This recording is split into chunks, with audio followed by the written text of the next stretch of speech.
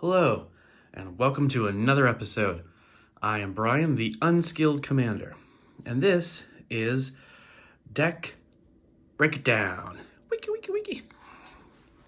I know, but still, that's what it is. It's a brand new show on the channel where I thought I would take each of my decks and, break them down and show you guys what's in them, basically. Not every single card, but in terms of, numbers and main cards and ideas and concepts and stuff, because while hopefully you're watching the episodes of the Unskilled Commander where they play all against each other, you still don't get to see every card in the deck, and sometimes you don't get to see the decks go off the way they're supposed to, or why they are built the way they are.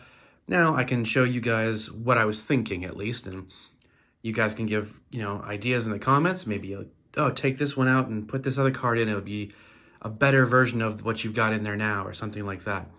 Or hopefully can give you some ideas of things that you want to try in your own decks.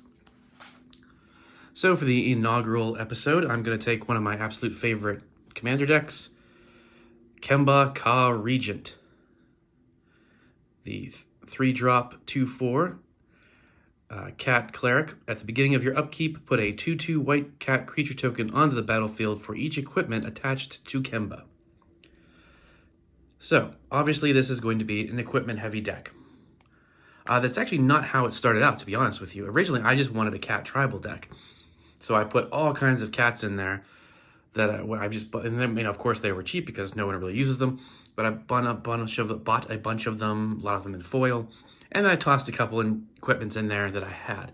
The idea was to get like just 2 or 3 equipments onto Kemba, so that she would pop out 2 or 3 cats at the beginning of every upkeep, along with all the cats I was playing, and I would have this just giant army of cats that would, roll through. Granted, they wouldn't be huge power and toughness, but there'd be so many of them they would overwhelm opponents.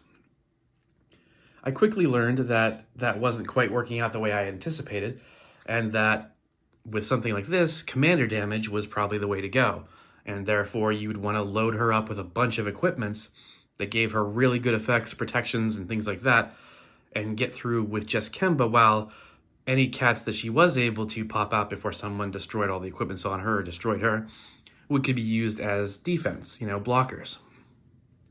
So let's jump in. Now for land base, I have 36 lands, mostly plains, but of course there's some, I have like, Darksteel Citadel just because it's indestructible and it's not that really a big a deal. But I do have the ones like Mirrored Landscape and, a Rogue's Passage, and even, I believe I have probably I don't actually have a Terramorphic Expanse or whatever. That's the kind of thing where, while I have the Mirrored Landscape that you can, sack and get 2 basics on the battlefield for deck thinning, I didn't get around to, and I'm still debating on whether to swap out, a Plains for a Terramorphic Expanse and another one for Evolving Wilds. Now, in a monocolor deck, that doesn't really make sense to do that, but at the same time it kind of does because it's deck thinning. You play a Terramorphic, that's 1 card out of your deck, and then you tap it and go get a Plains, so you're guaranteed, you're already, if you just had a Plains in there, you'd be guaranteed the Plains. But now you've removed 2 land cards from your deck, ideally, hopefully getting towards a really good equipment or whatever, and you have the land on the field. It's a good strategy, but I'm still not entirely sold, because while you technically have 36 or 37 or 35 lands, you don't, because Terramorphic Expanse and Evolving Wilds don't actually tap for any mana. So that's the kind of thing where I'll work on in the future. Now, next up, we have sorceries, where I actually only have 2. I have Gift of the Estates, which is basically because, if we all know, white is very notoriously bad for any kind of ramp, and it's hard to get going in it, since there's no real ramp spell. So Gift of the Estate is a good spell that helps get you more lands if you have someone, if an opponent controls more lands, then you can go get some. And Remember the Fallen, you return target creature card or return target artifact card from your graveyard. That's important in this because if someone blows up one of the best or better equipments, hopefully I can go ahead and go get it back. Now, in terms of creatures, I have 12 creatures, and I tried to keep them with abilities for the most part. So this one, of course, artifacts you control can't be the target of spells or abilities. That's a key. This one, you can equip them as instant speed. another creature enters the battlefield, you gain 2 life. The idea is that, that should hopefully help you when Kemba starts popping out 2/2 cats. Things of that nature, some flyers. Rakash is a great one because if all you have to do is equip him with something cheap, and then all cats have double strike and +2/+2. So you give up one of Kemba's equipments and put it on him. Now Kemba has double strike plus an extra 2/2 anyway. So that's a great one to have out. That's a ramp one. This one just makes some 1/1 creatures, things like that. Basically just to buff cats. See another one that buffs the cats. And to ideally get Kemba to lethal commander damage as quickly as possible. And then, of course, also having some blockers. Over here, we have our enchantments, which I have 7 of. These are going to be a lot of like buff ones. So obviously, Glorious Anthem is a favorite of mine for white. This new background, whenever this creature attacks, it gains double strike. Again, getting Kemba double strike, extremely good because it says commander creatures, so it only affects the commanders. Doubling tokens, of course, in any kind of with Anointed Procession is great for when she makes the cats. Again, giving creatures double strike. Sigarda's Aid is huge. Sigarda's Aid is huge in this kind of a deck, any kind of equipment deck, because they have flash, and you can equip them as soon as they come in without paying equip costs. So that's extremely helpful. And then this like land tax, another really important one for white. Relatively expensive, like expensive-ish, like 30, 40, I think last time I checked, I don't know. And this was, for me, is the better art. I hate that stupid, fat, Wario-looking art. I know everyone else loves it because it's, goofy and classic and it's old, but I don't care. Then we have our artifacts. Standard stuff, Arcane Signet, Soul Ring, really awesome. I believe that was the Blackest Magic Soul Ring, I think, from a Secret Lair. Then card draw, Endless Atlas. Not very much card draw in here, honestly, which is not the best. I need to find ways to get that more in here. Halo Fountain is a new card. See, this is one of the things that, like with me, I love to put in cards that look cool, for one, and could also be a fun win con, because this one, you tap 5 mana, tap Halo Fountain, and then untap 15 tapped creatures you control. You win the game. It's not really going to probably happen at all, simply because this isn't a token generating deck. But again, like I said, if I can get like 5 equipments on Kemba and they last a couple turns, that's 15 creatures right there. And you can, use its ability to create some tokens. So theoretically, it could be one of those things where it's like, okay, you've blown up Kemba 3-4 times and I can't afford to get her out and equip her, but I've made a bunch of tokens and I have some creatures. Swing out, hopefully they survive, and then tap them and win. Immortal Sun. This is a great card that should be played more, I think. I mean, again, I'm not an expert by any means, but the idea is like, if you're not running any Planeswalkers in your deck, put it in. Now it's a 6-drop, so that does mean it's going to take a while to get out, but people can't activate Planeswalker abilities. At the beginning of your draw step, you do get to draw an additional card. Spells you cast cost 1 less, and creatures get +1/+1. It's a ton of value on one card that can help like slow down other people's like abilities and stuff. Thematic Compass, Thran Dynamo, of course, Bonder's Ornament, Cage Sun, which does the boosting and mana ramp, but again, it's a 6-drop, so it's not really going to help early game. And Worn Power Stone. I know there's a lot of other, mana rocks that people love. Of course, the 0 and 2-drops that are faster to get out, of course. But, I first of all, a lot of those are expensive, so that's one reason. But also, I just like these ones. I like Wanderer's Ornament. I like Thran Dynamo. Cage Sun is good, but not good. It's, because it's a 6-drop. It's all kind of personal opinion and what kind of level of deck you want to build. For instance, we have 5. Again, that's not very many, but the instance is where I try to have my removal right now.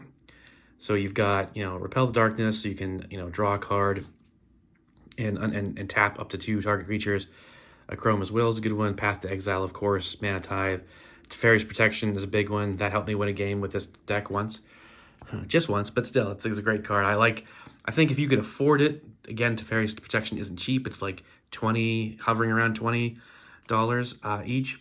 But, if I could, I would put it in every single deck that had white in it. You know, because it's just a great way to like, nope, you're about to blow up everything I have, I'm out. Phase out for until my next turn. So we did lands, we did everything, I believe, except for the big dog pile. Look at this. This is 26 equipment cards. And I'm still not going to say these are the best equipment cards out there because I've upgraded it quite a bit. But, you know, again, this isn't optimized. I haven't optimized Kenba.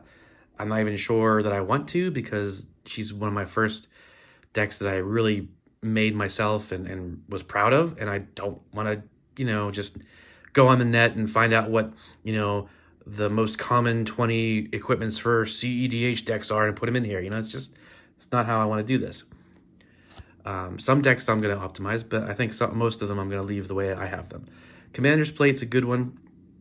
You know, it's +3/+3, protection from every color that's not in your commander's identity, which would be all the other colors because Kemba's only white. Trailblazer Boots is a big one. I think that should see more play in decks because it's non-basic island walk, or non-basic land walk. Most players, unless they're playing a mono color deck, are running some sort of non-basic land. Heck, as we've seen, this deck has a bunch of non-basic lands, so it could still like get through on me. Grafted Exoskeleton, of course, that's Infect, that's huge. You know, if you can get that on and then get her up to 10, and then toss on Trailblazer's Boots, boom, right there. Those two cards together and a couple ramp spell, a couple buff equipments, you're knocking players out with one shot. Luxodon Warhammer, you got the Lifelink and Trample, you know, things like that. Quite a Spike is a good one. I do have 3 or 4 or 5 of the swords, I think.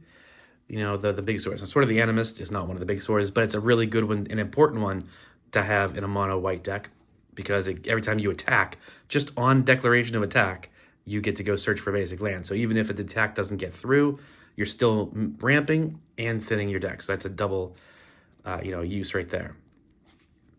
You know, Kodama's Banner is a good one. Some of these are in here. Prowler's Helm, because that's can't be blocked except by walls. So that's almost as good as, well, it's basically as good as Trailblazer's Boots. So that's 2 different, you know, hopefully making Kemba unblockable. We got Sword and Feast and Famine, Hearth and Home.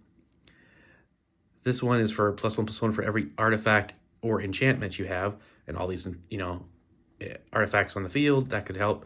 Fire and Ice. Champion's Helm, Ballast Caller. I mean, I like it because, you know, Death Touch and Lifelink.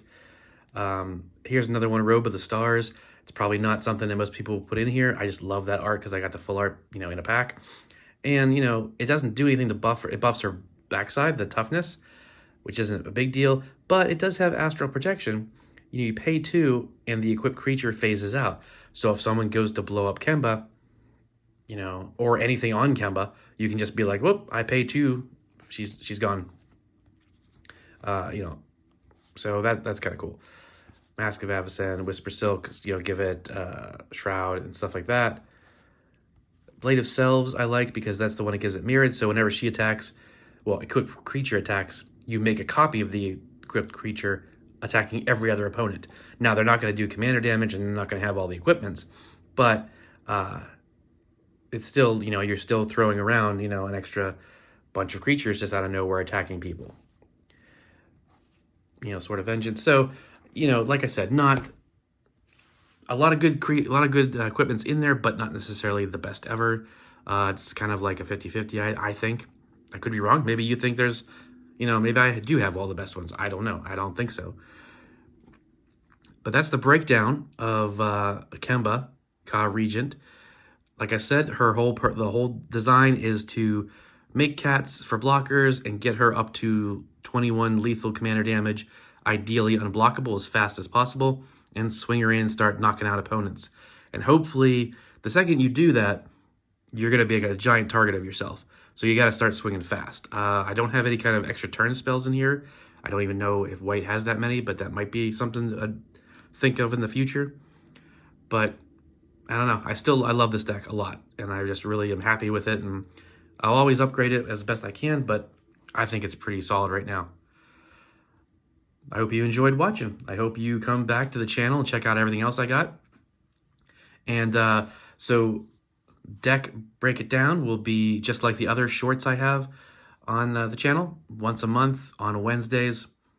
This one, of course, is running longer because, I had to explain what Deck Break It Down is and everything set it up. But most of the I'm shooting to keep these under 15 minutes, maybe even a little less, maybe closer to 10. But let me know what you think. What do you think of the deck? How would you build it differently? Any cards in there that you didn't know about or that you might want to try? Let me know in the comments, and I will see you next time.